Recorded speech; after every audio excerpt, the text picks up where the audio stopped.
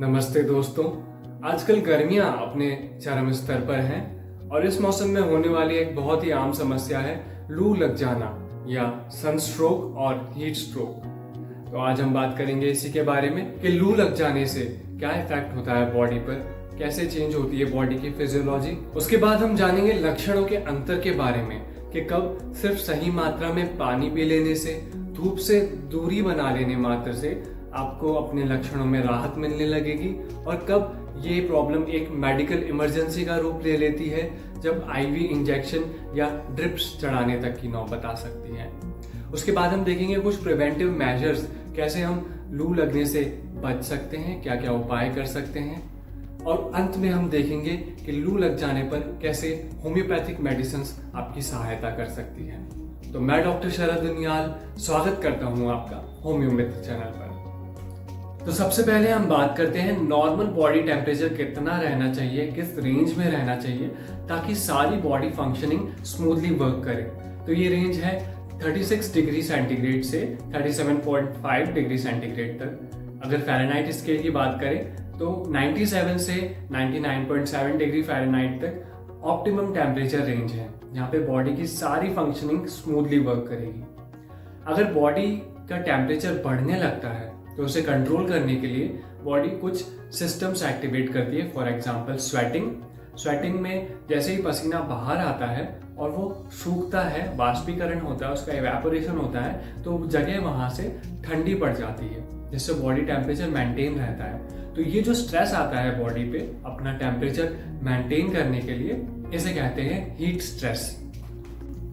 Heat stress ना sustain कर पाने की वजह से 14 different types of medical conditions produce होती हैं। 14 अलग अलग प्रकार की मेडिकल कंडीशंस प्रोड्यूस होती है, जिसमें से मोस्ट कॉमन है 5, जो कि हैं heat cramps, heat hyperpyrexia, heat syncope, heat exhaustion and heat stroke. सबसे पहले बात करते हैं हीट क्रैम्प्स की।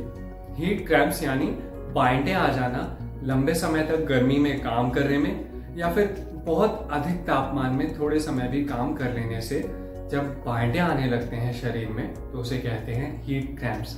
इसका आसान सा उपाय है अच्छे से हाइड्रेट होना, यानी पर्याप्त मात्रा में पानी पीना, और धूप से दूर चले जाना, छायादार जगह में चले जाना। अगली प्रॉब्लम है दोस्तों हीट सिंकोप। ये लिटरली बॉडी के टेम्परेचर राइज की वजह से नहीं होता है, ये होता है बहुत लंबे समय तक अगर असेंबली या परेड्स में जब लोग खड़े रहते हैं, उस वजह से चक्कर आ जाने को हीट सिंकोप कहते हैं। ये होता क्यों है? ये इस वजह से होता है क्योंकि लंबे समय तक खड़े रहने की वजह से ब्लड लोअर एक्सट्रीमिटीज यानी पैरों में पूल कर जाता है, जमा हो जाता है, जिस वजह से ब्लड हार्ट के पास वापस नहीं आ पाता। जब हार्ट के पास ब्लड बैक नहीं आता है तो वो ब्रेन पर भी नहीं भेज पाता है। इस वजह से ब्रेन खुद को बचाने के लिए, अपनी ब्लड सप्लाई वापस रिटेन करने के लिए बॉडी को कोलैप्स करवा देता है या चक्कर खा के गिर जाता है पेशेंट। इसका भी बहुत ही आसान उपाय है। 10 से 15 मिनट के लिए छायादार जगह में पेशेंट को ले जाइए और सर को नीचे की तरफ लटकाकर लिटा दीजिए। हीट एग्जॉशन, लंबे अंतराल तक गर्म तापमान में काम करने से ये प्रॉब्लम हो सकती है। यहाँ पर इंटरनल बॉडी टेम्परेचर पहुंच जाता है 102 डिग्री फ़ारेनहाइट, लेकिन फंक्शनल है यहाँ पर अभी भी इंटरनल बॉडी टेम्परेचर रेगुलेशन। तो अगर इस कंडीशन को हम परसिस्ट नहीं रहने देते, कंटिन्यू नहीं रहने देते, तो बॉडी अपने आप टेम्परेचर डाउन ले आएगी। क्या सिम्टम्स होते हैं हाइपर एक्सॉशन के? सबसे पहला डिजीनेस और फेंटनेस यानी चक्कर आना, प्रोफ्यूज स्वेटिंग, बहुत ज्यादा पसीने आना, नॉजिया एंड वॉमिटिंग, जी मिचलाना, उल्टी आना एंड वीकनेस, बहुत ज्यादा थकान रहती है, स्किन ठंडी पड़ जाती है और कलर लाइट हो जाता है, जिसे कहते हैं पेल एंड कोल्ड स्किन। और लास्ट सिम्टम्स हो सकता है मसल क्रैम्प। इन सब चीज़ों में आराम आ जाएगा अगर पेशेंट को किसी ठंडी जगह में ले जाया जाए और प्रॉपर वाटर इनटेक करवाया जाए। तो कुछ स्पेसिफिक केसेस में हीट एग्जॉशन मेडिकल इमरजेंसी बन जाता है, जैसे कि ओल्ड एज होना, छोटे बच्चे होना, यहाँ पर थर्मोरेगुलेटरी सिस्टम काम नहीं कर पाता है, तो इन्हें हॉस्पिटलाइजेशन की रिक्वायरमेंट भी हो जाती है। नेक्स्ट कंडीशन है हाइपरपायरेक्सिया। यहाँ पर बॉडी टेम्परेचर 106 डिग्री फ़ारेनहाइट तक टच कर जाता है। ये एक ट्रांजिएंट स्टेज है, मतलब ये लंबे समय तक नहीं परसिस्ट करती, नहीं टिकी रहती। ये हीट स्ट्रोक पर पहुंचने से जस्ट पहले की स्टेज है। यहाँ पर थर्मोरेगुलेटरी सिस्टम काम करना बंद कर देता है और अगर लंबे समय तक ये सिचुएशन बनी रहती है तो हीट स्ट्रोक में ये कन्वर्ट हो जाएगी। यहाँ पर हीट स्ट्रोक के जो पिक्यूलियर सिम्टम्स हैं वो नहीं होते, बस बॉडी बहुत ज्यादा गर्म रहती है। अब बात करते हैं फाइनल कल्प्रिट हीट स्ट्रोक की।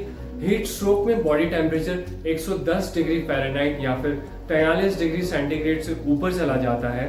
यहाँ पर सारे टेम्परेचर रेगुलेटरी मैकेनिज्म फेल हो जाते हैं और विदाउट मेडिकल इंटरवेंशन, मतलब विदाउट प्रॉपर मेडिकल ट्रीटमेंट, ये कंट्रोल में नहीं आ सकता है। ये एक फेटल लाइफ कंडीशन हो सकती है, मतलब जिसमें डेथ हो सकती है। इसके सिम्टम्स होते हैं, क्योंकि ब्रेन भी इतना हाई टेम्परेचर सस्टेन नहीं कर पाता, ऐसे सिम्टम्स आते हैं डिलीरियम, यानी आसपास की रियलिटी को परसीव नहीं कर पाता है पेशेंट, कन्वल्जन्स यानी दौरे पड़ना, एंड अनकॉन्शियसनेस यानी पेशेंट बेहोश तक हो सकता है। टेम्परेचर रेगुलेटरी मैकेनिज्म काम नहीं कर रहा है तो स्वेटिंग बिल्कुल ही बंद हो जाती है, स्किन बिल्कुल ड्राई और हीटअप हो जाती है और लाल दिखाई देती है। पेशेंट बहुत तेज सर दर्द की शिकायत कर सकते हैं, पल्स बहुत तेज हो जाती है, बहुत स्ट्रांग हो जाती है और लास्टली नोजिया एंड वॉमिटिंग भी हो सकती है। यहाँ पे जी मिचलाना और उल्टी होना हीट स्ट्रोक में भी हो सकता है। अब बात करते हैं कुछ प्रिवेंटिव मेजर्स की, जिसकी वजह से हम लू लगने से या सनस्ट्रोक से बच सकें। सबसे पहला प्रिवेंशन है adequate water intake. Water intake optimum रखिए, सही रखिए। तो 3 से 5 लीटर पानी इस मौसम में सही रहता है, लेकिन अगर आप कहीं बाहर जाते हैं, धूप का एक्सपोजर रहता है आपका, तो कोशिश कीजिए कि हर 1 घंटे में लगभग आधा लीटर पानी आप इनटेक कर लें। और अगर कोई स्ट्रेनस एक्टिविटी कर रहे हैं इस मौसम में, बाहर कुछ काम करना पड़ रहा है या खेल रहे हैं, तो उस अकॉर्डिंगली अपने वाटर इनटेक को बढ़ाते रहिए। रही इलेक्ट्रोलाइट बैलेंस की बात, तो जनरली बैलेंस बन जाता है इंडियन डाइट में सॉल्ट का, सॉल्ट इनटेक प्रॉपर हो जाता है। लेकिन अगर बहुत ज़्यादा ही स्ट्रेनस एक्टिविटी है, बहुत लंबे समय तक खेल रहे हैं, तो आपको इलेक्ट्रोलाइट का भी ध्यान रखना पड़ेगा। उसके लिए आप ले सकते हैं नींबू पानी, शिकंजी या इलेक्ट्रोल पाउडर, अगर आपको कोई और मेडिकल कंडीशन नहीं है तो। सेकंड प्रिवेंशन है रेगुलेशन ऑफ वर्क। काम एक बार में मत कीजिए लंबे समय तक धूप में, ब्रेक्स लीजिए, छाया में आइए, शेड्स में रहिए और उसके बाद वर्क। प्रिवेंशन है proper clothing, light coloured, light weight और लूज क्लोथिंग रखिए ताकि टेम्परेचर रेगुलेट हो सके, स्वेट इवेपोरेट हो सके। और लाइट कलर इसलिए ताकि हीट एब्जॉर्ब ना करे वो कपड़ा। फोर्थ प्रिवेंशन है या तो छाता यूज कीजिए, कैप्स यूज कीजिए, ताकि ज्यादा से ज्यादा प्रोटेक्ट हो सकें आप सनलाइट से। लास्ट प्रिवेंशन है 12 से 4 के बीच में आप कोशिश कीजिए कि बाहर ना निकले, क्योंकि इस समय पर टेम्परेचर पीक पर रहता है। हीट स्ट्रोक के केस में आप क्या कर सकते हैं, मेडिकल इमरजेंसी या मेडिकल इंटरवेंशन आने से पहले आप बॉडी जितनी कूल डाउन कर सके पेशेंट की उतनी कीजिए। गीले तौलिए या गीले कपड़े से उस बॉडी को आप कवर कीजिए। आइस बात करा सकते हैं, जितना ठंडा पानी के कांटेक्ट में उनको रख सकते हैं रखिए। कोई भी एंटीबायोटिक ड्रग मत दीजिए, पीसीएम वगैरह मत दीजिए, क्योंकि आपको नहीं पता कि क्या रिएक्शन हो सकता है इस कंडीशन में। अगर ये वीडियो आपको पसंद आ रहा हो तो इसे लाइक कीजिए। अगर आपको लगता है किसी और के काम आ सकता है तो इसे शेयर कीजिए। ऐसे ही और मेडिकल नॉलेज से फिर वीडियोस पाना चाहते हैं तो इस चैनल को सब्सक्राइब कीजिए। कमेंट बॉक्स में टाइप कीजिए कि आपको ये वीडियो कैसा लग रहा है या फिर किसी और मेडिकल कंडीशन पे आप वीडियोस चाहते हैं तो। अब चलते हैं वीडियो के सबसे इंपॉर्टेंट पार्ट यानी होम्योपैथिक मेडिसिन की तरफ। मेडिसिन बताने से पहले मैं कहना चाहूंगा दोस्तों, अगर आप किसी कुशल होम्योपैथ से सलाह ले पाए तो वो ज्यादा बेहतर रहेगा। सबसे पहले मेडिसिन है दोस्तों अमाइल नाइट्रोसम। इसमें पेशेंट को ऐसा लगता है जैसे शरीर का सारा खून सर की तरफ बहने लगा है, सर में भारीपन महसूस होता है, कनपट्टियों पर थ्रॉबिंग पेन यानी चपके चलने जैसा दर्द होता है। पूरा चेहरा गर्म और लाल हो जाता है, पसीने से भर जाता है। गर्दन के नीचे का शरीर भी पसीने से भर जाता है, लेकिन वो ठंडा रहता है। पेशेंट को इतनी वीकनेस होती है कि चलना और बैठना तक भी मुश्किल हो जाता है। नेक्स्ट मेडिसिन है नेट्रम कार्ब। इसमें पेशेंट को धूप में जाने से सर दर्द और चक्कर की शिकायत रहती है। पेशेंट को ऐसा लगता है जैसे उसके सर का साइज बढ़ता जा रहा है, और अगर लंबे समय तक सन एक्सपोजर में रहे तो मेंटल फैकल्टी यानी दिमाग के चलने में भी दिक्कत आती है, यानी पेशेंट को कंफ्यूजन महसूस होने लगता है, एक्सर्शन नहीं कर पाता मेंटली पेशेंट।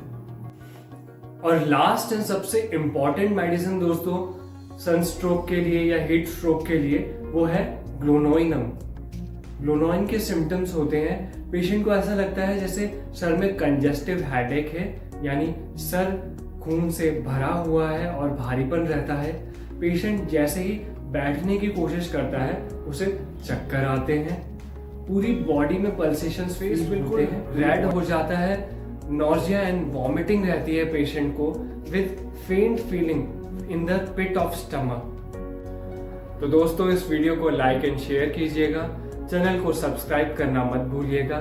मिलते हैं अगले वीडियो में एक और नए मेडिकल टॉपिक और उसकी होम्योपैथिक मेडिसिन के साथ। तब तक के लिए धन्यवाद।